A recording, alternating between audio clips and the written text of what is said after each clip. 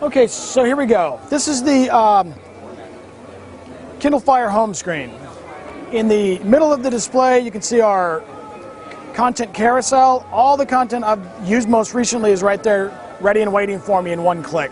So I was watching a movie, using the Amazon Silk web browser a little bit earlier, I was playing a little bit of Fruit Ninja, reading Wired magazine. I can scroll back to the top. I can click on Rango, resume where I left off. I'm going to switch it over to landscape.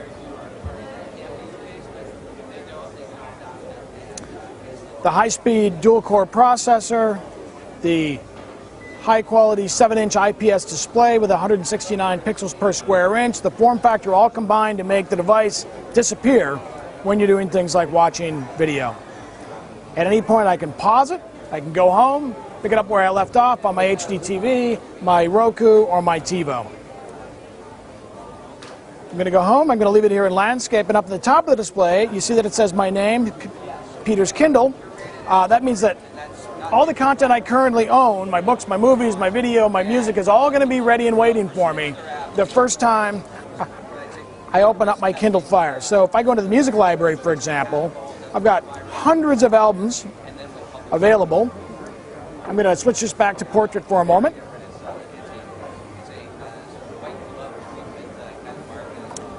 Hundreds of albums available for me up on my cloud. I can store as many as I want to, and I can either stream or I can download those locally to my device. And if I download, if I'm going to be out of Wi-Fi range, for example, I can play my music locally.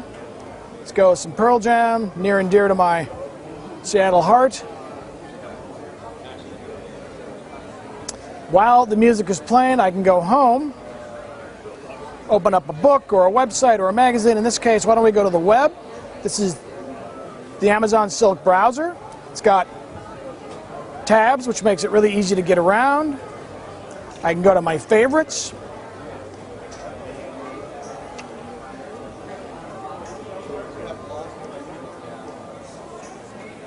I can go to my favorites. I've got things stored here. I can go to monster.com, for example. Notice it loads incredibly quickly, but you know, all the great things we do in the background occur transparently to the user. So all the user sees is an incredibly easy to use and fast web browser. In the lower part of the display is my favorite shelf, so I can pin or I can bookmark the books, the web pages, the libraries I use at the bottom of the display. And if at any point I want to adjust my music, I just have to tap at the top of the display. I can turn down the music, I can adjust the brightness, I can configure Wi-Fi. In this case, I'm going to pause, edit, and get back to playing something else. I can open up a magazine.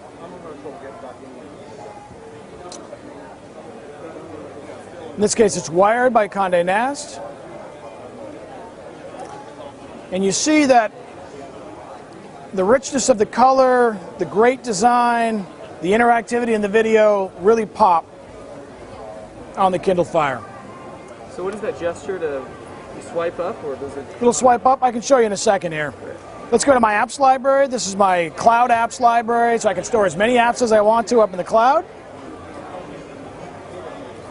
I can go back to my on-device library. I'm just going to give it a quick wipe because I think I am spitting as I talk, sadly. Click on Fruit Ninja, which is what Jeff showed up on stage. It's easy to get into. Start the game.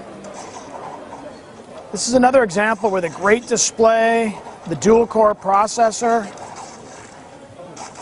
the form factor all really work together to make the device disappear and make this thing really sing for games. At any point if I want to, I can just swipe up from the bottom of the display. I can search, I can go back, I can go home. I can show you that again. I just swipe up like that. The keyboard, the search?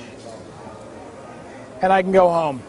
You get all this for $199. We're building premium products for non-premium prices. What are the graphic capabilities like? Do you have a dedicated graphic chip in there? If you guys have a bunch of product questions, Steve and Dave